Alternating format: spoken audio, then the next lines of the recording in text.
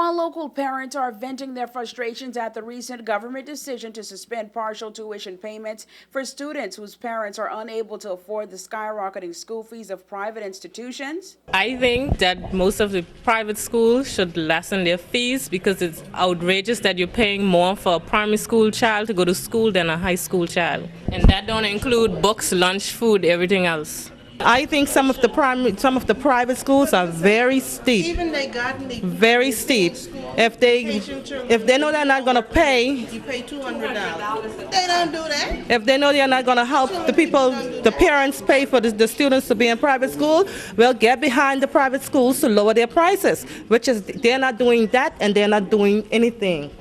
families are not the only ones reaping the sour effects of the suspension, as News 4 has learned that hundreds of private school students are being given transfer letters to remove them and hopefully place them in public schooling. One school told News 4 that they have already issued 40 transfer letters to students allowing them to be transferred to the Clement Howell High School. At this point, officials are saying that they expect a decrease of more than $5,000 in monthly school fees.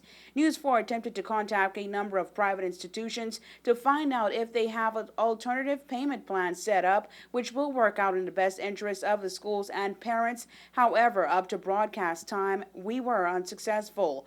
Meanwhile, registration for primary and the Clement Howell High School continued this morning. Officials from the Ministry of Education in a recent publication talked about the hassles of registration and about the actual process. Deputy Director of Education Edgar Howell said that parents should be aware of the many requirements their students need before they are admitted into a government school. At the high school level, we expect parents to show proof of their legal status in the country. We want you to bring along 2 passport-size photographs of the child that is being registered. We want to see the birth certificate and passport of the child to be registered.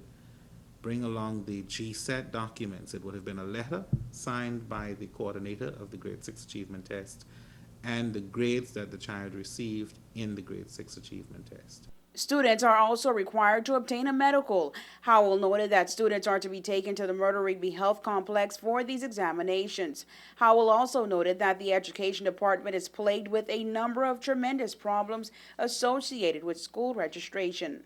The challenge that stands out most is the challenge of having sufficient spaces for children seeking places in the primary school and the high school. That continues to be a challenge to us. In addition, one of the challenges is the number of parents who show up asking for a lack of understanding as to the process itself. And we've been doing this for a number of years, and we are of the view that parents ought to understand that there is a procedure, and that if they follow the procedure in terms of providing the documentation that we're requesting, in terms of showing up on time for the registration process, in terms of waiting if you have to, that you will be accommodated. School registration on the island of Providenciales ends on July 10th. Primary school registrations are being held at the Gustavus Lightpoint Sports Complex, and high school registration continues at the Clement Howell High School. For more information, you can contact the Education Department. For WIV4 News, I'm Angie Toussaint.